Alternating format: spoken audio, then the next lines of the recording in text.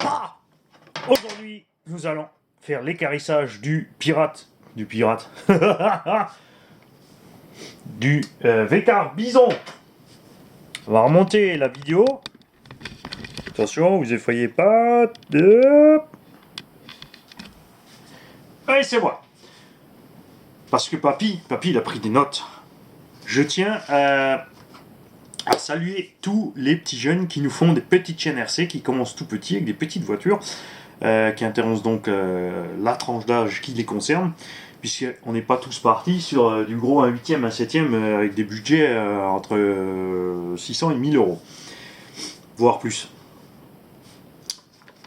Il y a donc RC Patapouf qui est venu chez moi en personne, qui a fait 500 bornes avec son père pour venir chercher le Karoq chez moi, qui a fait sa petite chaîne avec les autres petites voitures qu'il a. On a RC Dukes et la team RC 76 qui lui filme aussi des courses sur circuit, c'est assez sympa. Donc tenez bon les petits gars, continuez. Et la palme pour moi de la chaîne la mieux organisée chez les petits jeunes, c'est l'Octane, qui vient de il vient du 68 forcément. Voilà. L'Octane par contre vire les bips et les gros mots sur la chaîne, ça sera mieux. Et un grand merci à Intrux, je l'ai noté là, et Switch Off We Not Use, qui font parfaitement fonctionner le partage de la chaîne, tout comme RC Patapouf et les autres, puisque c'est quelque chose qui me fait vraiment plaisir. Depuis le début, je demande à tout le monde de partager sur la chaîne les expériences avec les machines qu'ils ont eues. Il y a donc Intrux qui m'a signalé que le Vécar n'est pas le même engin que le JLB. On a effectivement les mêmes trains roulant dessus. Ils ont par contre remplacé les tirants supérieurs par des triangles, ce sont les mêmes amortisseurs, les mêmes cellules, mais le châssis est différent. Ici, ils ont opté pour un châssis baignoire avec des renforts avant-arrière, qui est donc un peu plus haut sur le centre que sous les diffs, alors que chez JLB, ils ont opté pour un châssis plat, avec une platine supérieure, comme c'est par exemple le cas sur le Apsima qu'on a vu tout à l'heure. Et Switch Off We Not Use nous a signalé qu'il manquait un roulement à l'avant d'une cellule. Je suis donc renseigné. Donc Switch Off We Not Use, j'ai la réponse en image pour toi ici en exclusivité. Pourquoi du comment qu'il n'y a pas de roulement à l'avant dans cette cellule? Je t'explique. Si j'arrive bien à te le montrer, là-dessus, voilà. Il y a le pignon d'attaque, il y a le premier roulement. Il y a ici ensuite une bague en bronze qui est pas dessus, alors le plan est un peu naze, et on a à l'arrière ici le deuxième roulement. Ici ils ont mis 102 pour la cage plastique et 102 pour le roulement, c'est une erreur, ceci est un roulement 98. Et la raison est simple, il y a un roulement sous le pignon d'attaque, il y a la bague en bronze qui elle n'est là que pour empêcher la saleté de rentrer dans la partie avant. Et le deuxième roulement est ici relié dans cette bague fixée au châssis, puisqu'ici il y a l'arbre de transmission principal. Si on met un roulement ici, comme il y a de la flexion entre le châssis et la cellule avant, on va forcer ici de travers sur l'axe et défoncer ce roulement -2. C'est pour ça qu'il y a une petite bague en bronze qui va ne faire que se promener. Et ils ont aussi clairement mis la flèche. On voit clairement sur le dessin aussi que la bague en bronze est plus petite. Et c'est pour moi mécaniquement une raison évidente. Comme dit, si on fait cet axe rigide ici, comme on a un emmanchement ici avec l'arbre de transmission principal, on va avoir de la torsion sur ce roulement et les roulements ne sont pas prévus pour cette torsion. On va passer au démontage, je vais redescendre la caméra et on va vous montrer cette histoire. Sevan a un problème sur le différentiel arrière, les pignons intérieurs ont été, comme dirait Damien de Xmax Team Forum, mulchés.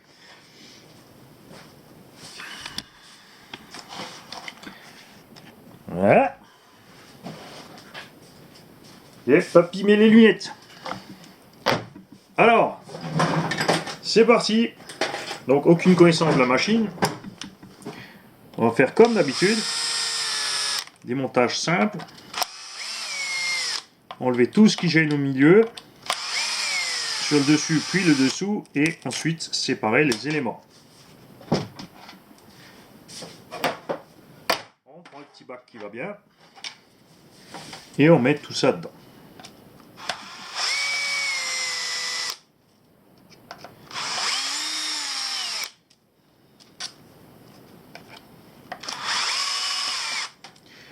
Switch Off Will Not Use m'a aussi précisé qu'il y a eu des problèmes de casse avec ces châssis.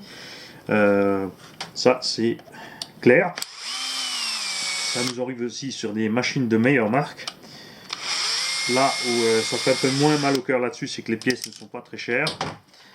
Que le prix de départ de l'engin est entre 250 et 300 €.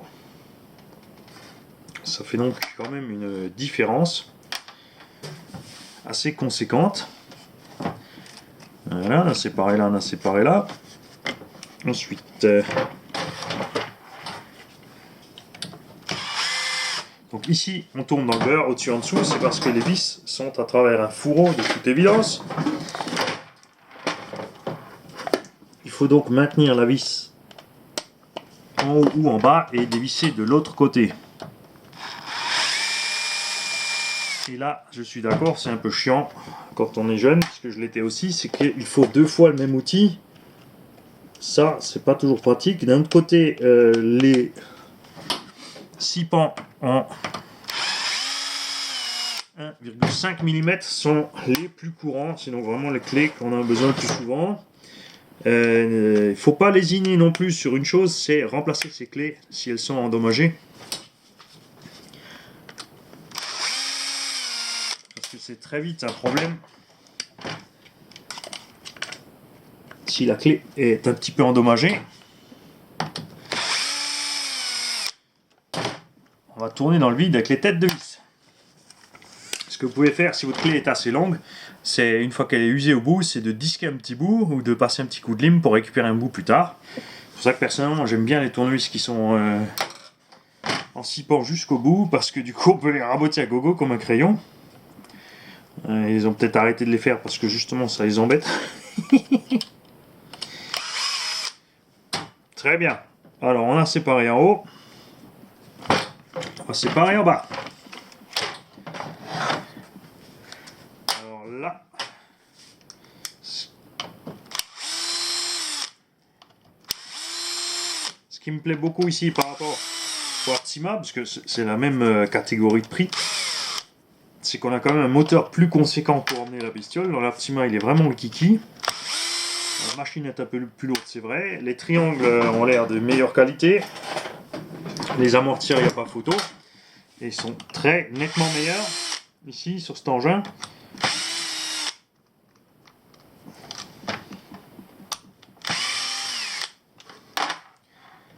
Les supports aussi de triangle sont mieux faits en alu.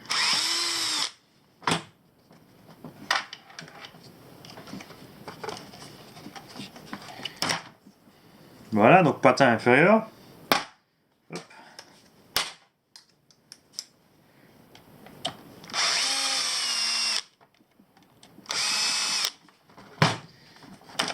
Pareil à l'arrière, on a le patin. On a ici donc le diff central qui est fourni d'origine ici avec cette machine, avec une couronne en plastique, ce qui est pas plus mal, parce qu'il vaut mieux flinguer une ou deux dents sur la couronne plastique que de flinguer le reste. Et on a ici, on le voit, justement l'entrée de diff, dans laquelle est uniquement la petite bague en bronze, pour qu'on puisse avoir, en cas de flexion ici, ce fameux jeu pour empêcher de détruire le roulement d'entrée de diff. On va en profiter pour séparer la direction. Celle-ci par exemple, par contre, est accessible par le dessous. Là aussi, 2 écrous. Ah, j'ai eu la bonne idée par contre ici de mettre un petit contre-écrou, ce qui est assez sympa.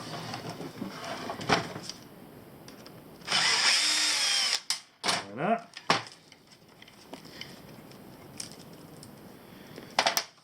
Et de l'autre côté, il y a un circlips, puisque nous avons ici en fait le sauve-cerveau. Contrairement à Artsima, ici on a un petit sauve-cerveau. Donc avec une toute petite molette. Par contre là pour le régler, c'est du costaud. Hein. Donc nous allons séparer la biellette de direction. On va faire sauter ce petit circlips.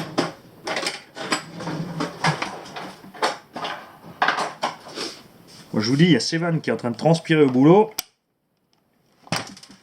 Pendant que moi je démonte sa machine. Voilà. On va sortir les axes. Donc très bien fait, petit axe en alu. Il y a des roulements sur cette direction.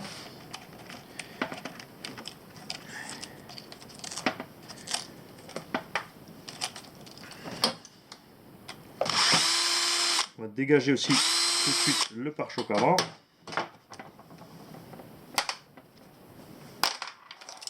Hop. Donc c'est là, on les a desserrés, mais ne sortent pas encore. Alors est-ce qu'on peut les sortir par le dessous, malgré que les renforts soient dedans? Ah, voilà, c'est bon.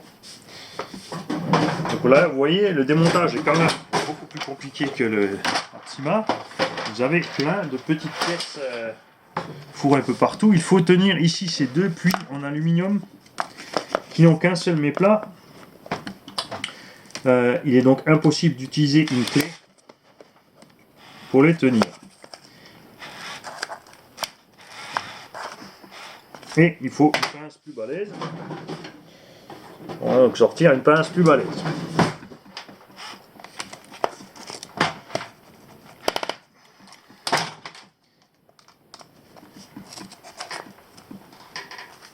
Alors, montez la low petite, faites gaffe, ça tient vraiment très bien.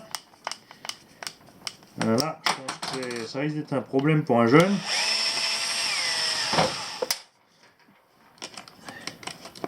Alors quand vous avez de la low kit comme ça qui tient méga bien, en fait il faut si besoin chauffer légèrement. Alors méfiez-vous à cause du plastique qui est autour, chauffez pas trop.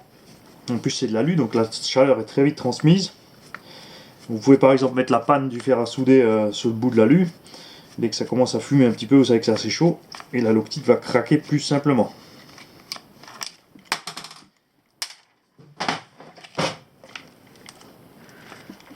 Voilà, et là, normalement, on commence par A, on finit par T. On devrait pouvoir évacuer la cellule avant. Puisqu'il y a uniquement la petite bague ici dans le châssis. À l'intérieur est emprisonné donc le deuxième roulement de transmission. Celle-ci sort bien. Ah voilà. Cherchez pas plus loin. La vis est restée dedans.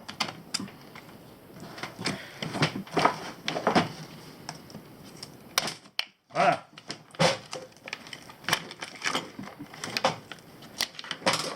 Hop.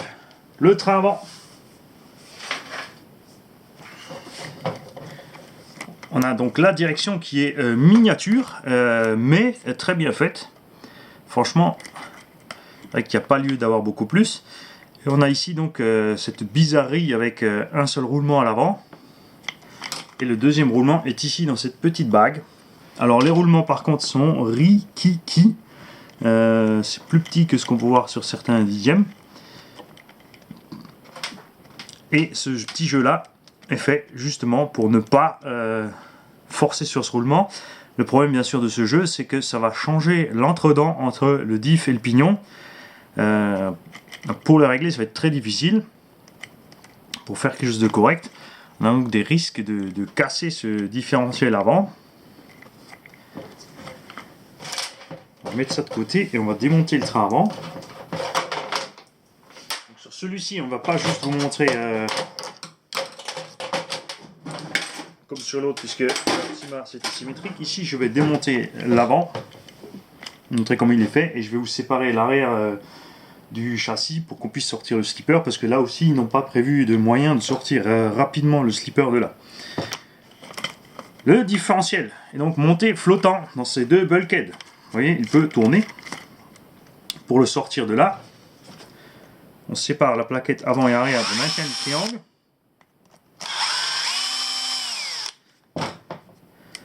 Alors ces vis, ces plaques sont en alu. Sur les chocs, on peut les tordre. Et très certainement aussi, on va casser les petites bagues en plastique qui sont dedans pour le réglage.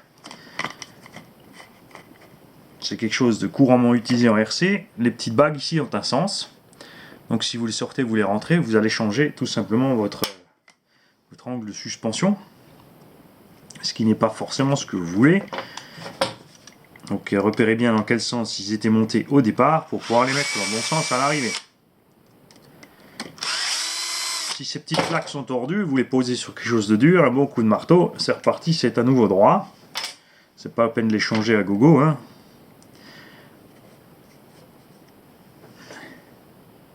Ce qu'on voit aussi ici, c'est que les trous sont ovalisés. Voilà, donc on a un espèce de pseudo-réglage, ou alors c'est dû au choc. Ça, c'est quelque chose qu'il va falloir contrôler.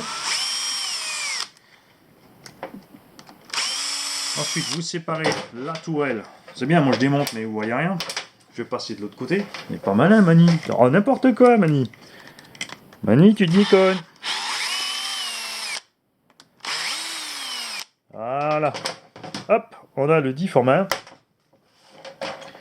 Ça, on va le laisser assembler, c'est très bien comme ça.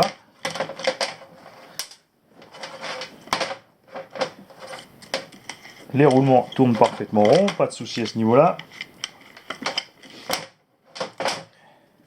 La machine, comme vous voyez, n'est pas très dégueu. C'est vraiment quelqu'un qui fait sérieusement ses entretiens. Et voilà.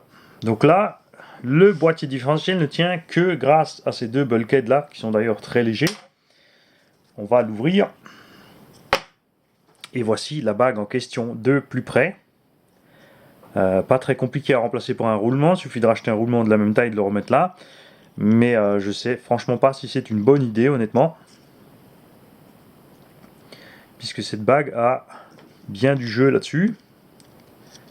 Alors c'est à tester, c'est pas ma machine, on va demander à Sévan, si tout va bien, il vient cet après-midi, si il est d'accord pour faire un essai, qu'on puisse vous faire ensuite un retour, si une fois qu'on a monté cette bague, tout est bon. Les différentiels fonctionnent à merveille, ils sont huilés, ça c'est sûr. Ils ont l'air bien étanches. On va l'ouvrir. On a les noix de cardan qui s'usent un peu, l'engin fonctionne en 3S, c'est pas toujours mollo. On a toujours le truc marrant en RC. Tout d'un coup, venu de nulle part, ressurgissent des vis cruciformes.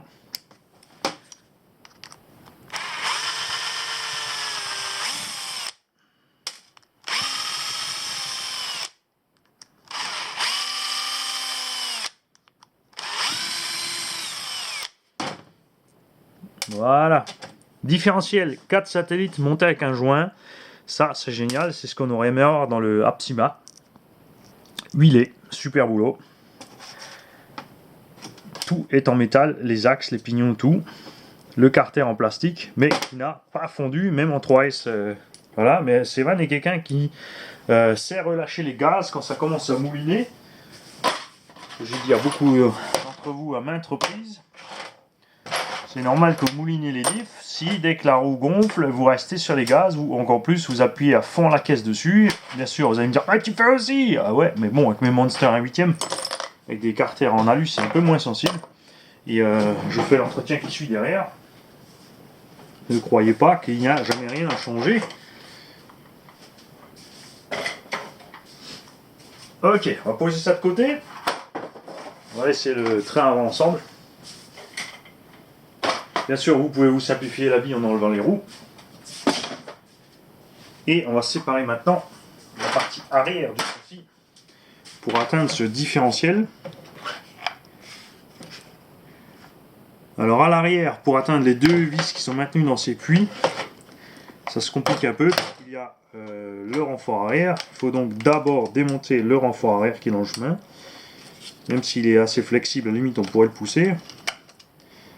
Mais on va le démonter. Ça y est, il recommence à se mettre de travers. Donc ici, on va enlever le petit support. Voilà. Et on va pouvoir sortir ces deux vis là. Avec la pince. Alors ces deux supports là, apparemment, ils sont censés se maintenir dans la pièce en plastique qui est en bas, mais comme les vis sont montées à la Loctite, bon là ça a déjà été démonté par Sévan, donc ça va bien.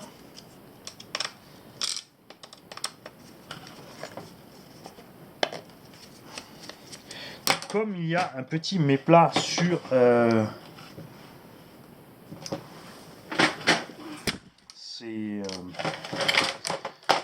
ce petit puits en alu, on va aussi voir tout de suite, on va le regarder ensemble, si au niveau du châssis dans le plastique c'est prévu aussi. Et oui, il y a ici en fait deux petites empreintes, des détrompeurs, mais on voit que ça a tourné, puisque forcément avec la loctite dedans, quand on a essayé de démonter en haut, tout tourne, c'est ce qui s'est passé aussi devant. Alors ils ont prévu pour le montage-démontage, mais le fait d'avoir ajouté la loctite empêche le fonctionnement normal de ceci. On peut donc dire que c'est une erreur de conception.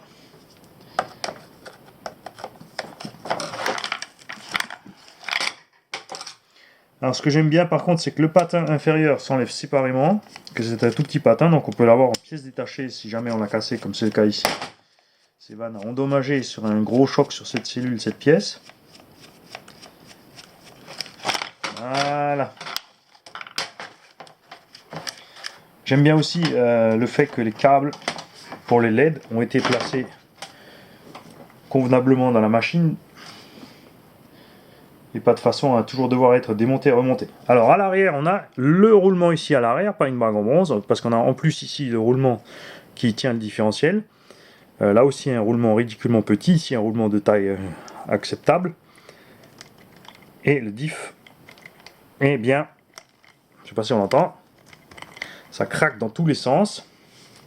Là aussi, problème comme le Apsima, on peut pas sortir le slipper sans démonter toute la cellule, ça c'est vraiment dommage.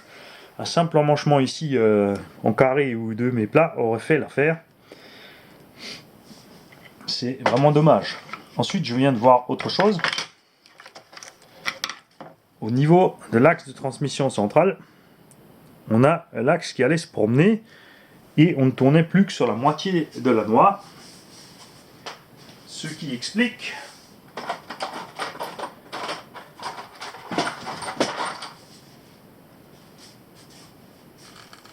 et non, il n'y a pas d'usure, ça va. Je pensais qu'il serait endommagé. Mais là, clairement, le cardan n'a fonctionné que sur une partie ici. On a bien fait donc de le démonter entièrement. C'est quelque chose qu'on ne voit pas quand le véhicule est monté. Donc si vous possédez ce genre d'engin, faites attention à ça. Le cardan central, contrairement à Apsima, est ici en acier. Ce qui veut dire qu'il est plus compliqué à tordre. Et s'il est tordu, on peut le refaire. On va poser ça. Voilà. Hop.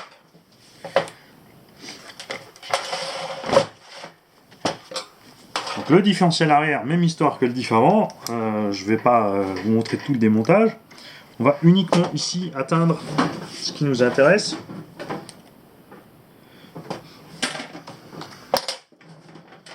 Là aussi, des petits cruciformes.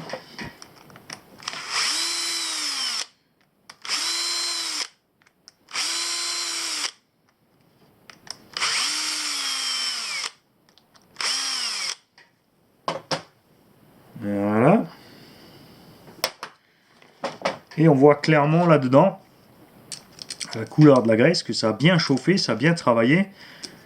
Le diff central, donc complètement en alu, est monté en plus avec des plaquettes, donc vraiment dans le style 1/8 complet. Nous avons des petites plaquettes ici, donc elles sont glissées les axes sur lesquels sont les pignons, et le tout glissé dans le diff. Alors moi, ce qui m'intéresserait, c'est de savoir est-ce qu'on peut utiliser ce corps de diff ici à la place d'un corps de diff avant ou arrière. Ça permettrait de faire un véhicule avec 3 diffs en ferraille en cas de destruction, et ils ont effectivement bien la même forme. Voilà. Il n'y a donc aucune raison que ça ne marche pas. Alors on verra sur les pièces détachées aussi si les pignons ont les mêmes références à l'intérieur, ce qui fait qu'on pourra monter ce petit diff alu partout.